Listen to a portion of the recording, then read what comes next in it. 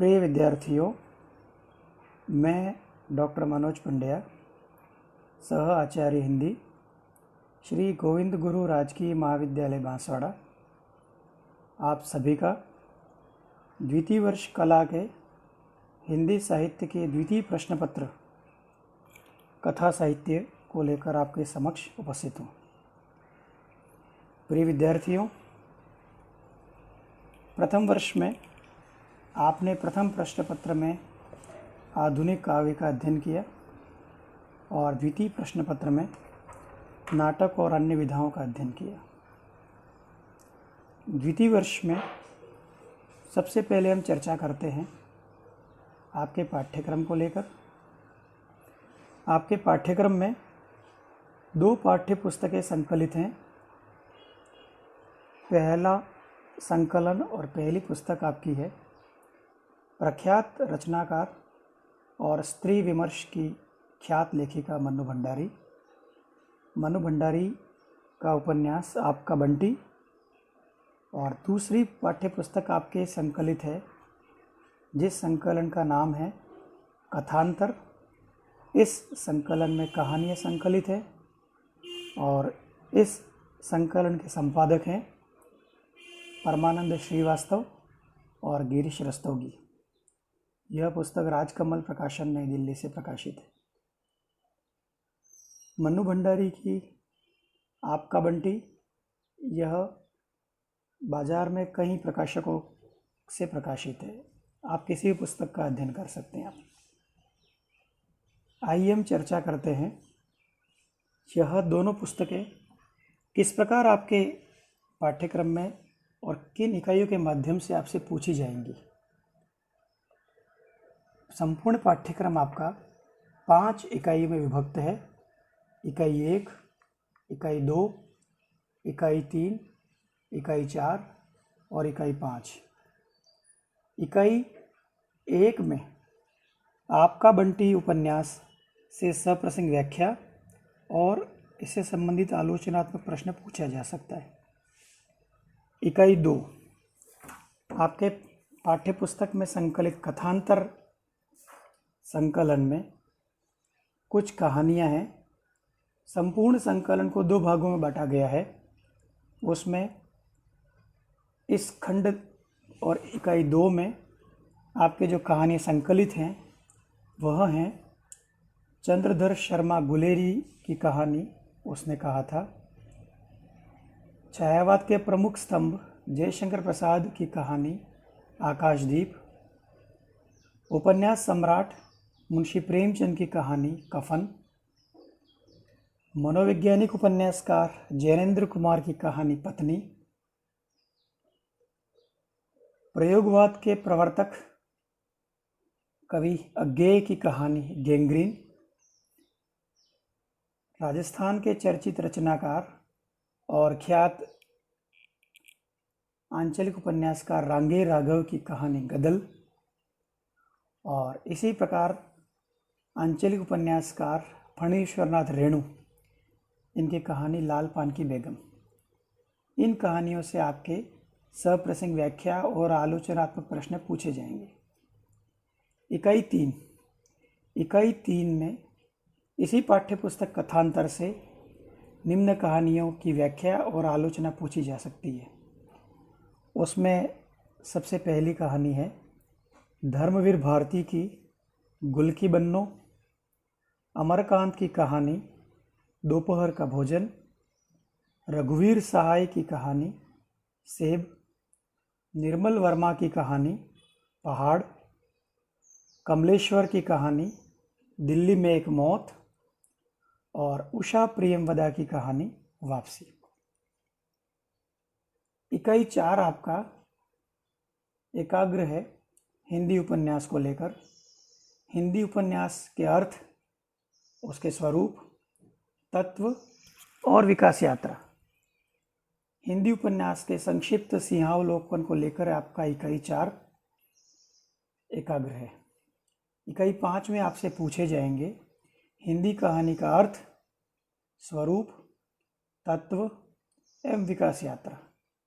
इस प्रकार हम देखते हैं कि आपका पूरा पाठ्यक्रम मुख्यतः दो पाठ्य पुस्तकों, आपका बंटी और कथांतर, और हिंदी उपन्यास और हिंदी कहानी के संक्षिप्त इतिहास को लेकर संग्रहित है। आइए हम चर्चा करते हैं ये पांचों इकाई किस प्रकार से प्रश्न पत्र के अंदर समाहित हैं। प्रिय विद्यार्थियों, यह प्रश्न पत्र आपका 3 खंडों में समाहित होगा। खंड अ, खंड ब और खंड स। खंड अ में प्रत्येक इकाई से 2 वस्तुनिष्ठ प्रश्न पूछे जाएंगे। वस्तुनिष्ठ का तात्पर्य, इसमें आपको विकल्प नहीं दिए जाएंगे। इन प्रश्नों का उत्तर आपको अधिकतम 10 शब्दों में देना है। प्रत्येक इकाई से 2 प्रश्न, अर्थात कुल 5 इकाइयों से 2-2 प्रश्न करते हुए 10 प्रश्न। प्रत्येक प्रश्न आपका 1 अंक का होगा, अर्थात कुल इस इकाई खंड से आपके 10 प्रश्न 10 अंक के। खंड ब में आपसे प्रत्येक इकाई से विकल्प देते हुए 2 प्रश्न पूछे जाएंगे जो लघुत्तरात्मक कोटि के होंगे। प्रत्येक इकाई से 2 प्रश्न पूछे जाएंगे, उसमें 1 का उत्तर देना है।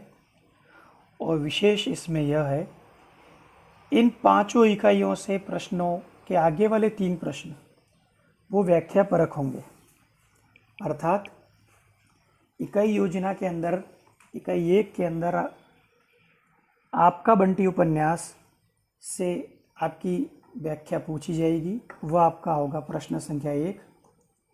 दूसरी व्याख्या आपकी पूछी जाएगी कथांतर में चयनित कहानियाँ जो इकाई 2 में सम्मिलित हैं, उन्हीं कहानियों से सप्रसंग व्याख्या और आलोचनात्मक प्रश्न।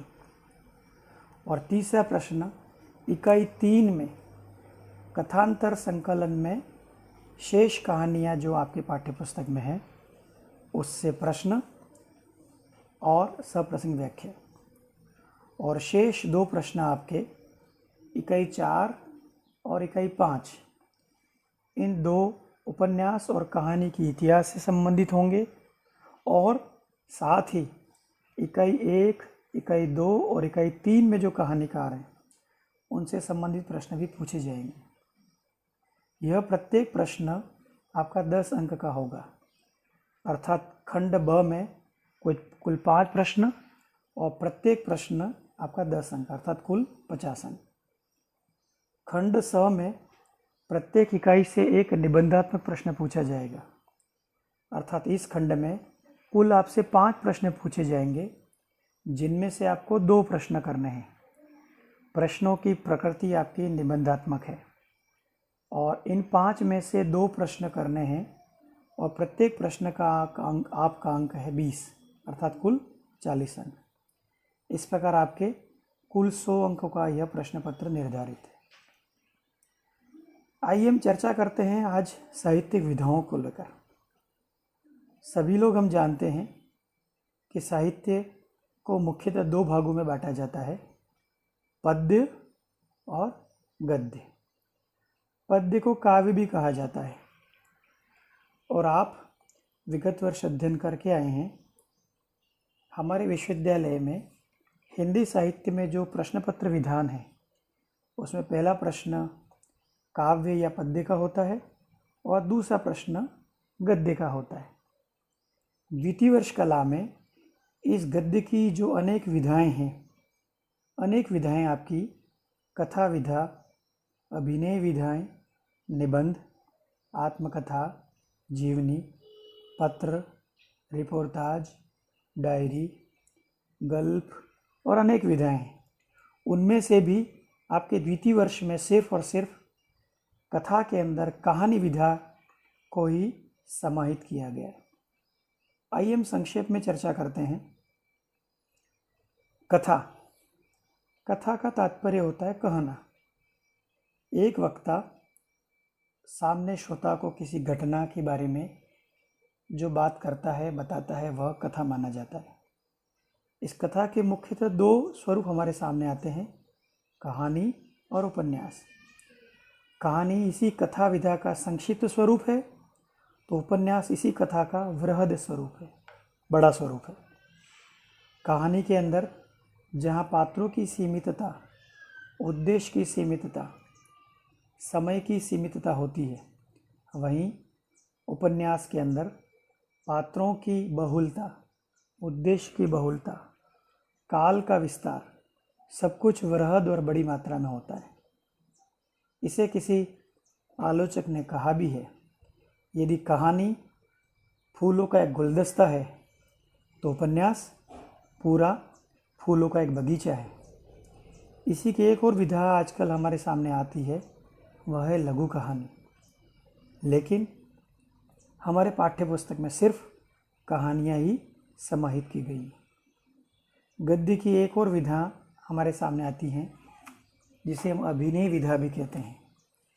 अभिनय का तात्पर्य है जिस भी विधा को अभिनय द्वारा किसी रंगमंच या स्टेज पर अभिनय किया जाए और प्रस्तुत किया जाए। इस रूप से दो विधाएं हमारे सामने आती हैं, नाटक और एकांकी। जो अंतर कहानी और उपन्यास का है, वही फलक की दृष्टि से एकांकी और नाटक का है। एकांकी नाम से स्पष्ट है, एक अंक, अर्थात जिसके अंदर एक ही अंक समाहित हो वह एकांकी, और जिसमें एक से अधिक अंक हों वह नाटक। दोनों विधाएं अभिनय हैं, अर्थात जिसमें अभिनय द्वारा किसी रंगमंच पर प्रस्तुति की जाती है।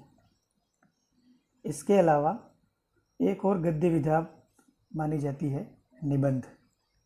निबंध नाम से स्पष्ट है, भावों और विचारों का निश्चित बंधन, अर्थात एक सीमा के भीतर अपने भावों और विचारों को सुगठित ढंग से प्रस्तुत करना वह निबंध कहा जाता है। अगली विधा आती है आत्मकथा।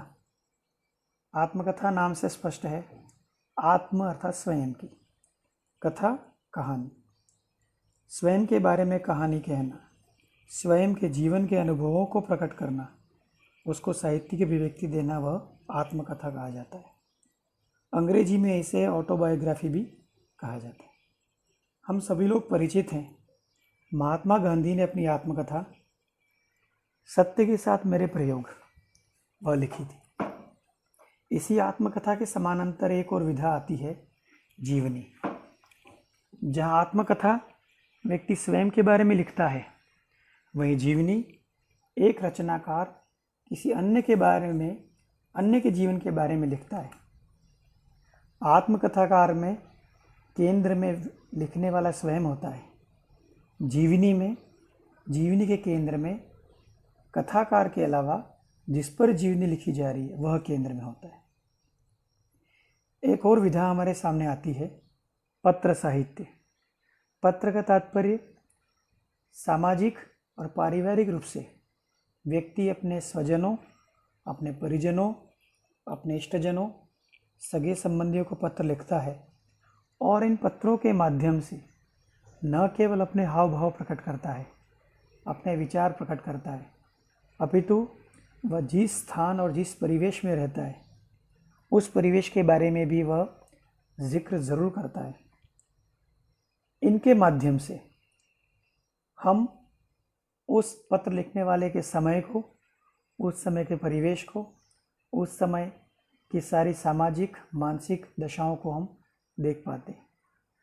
आप सभी जानते होंगे, भारत के पहले प्रधानमंत्री पंडित जवाहरलाल नेहरू ने अपनी पुत्री इंदिरा गांधी को जेल में पत्र लिखे थे, जेल में रहते हुए पत्र लिखे थे, जिन्हें एक पिता के पत्र पुत्री के नाम से हम सभी लोग पढ़ते हैं।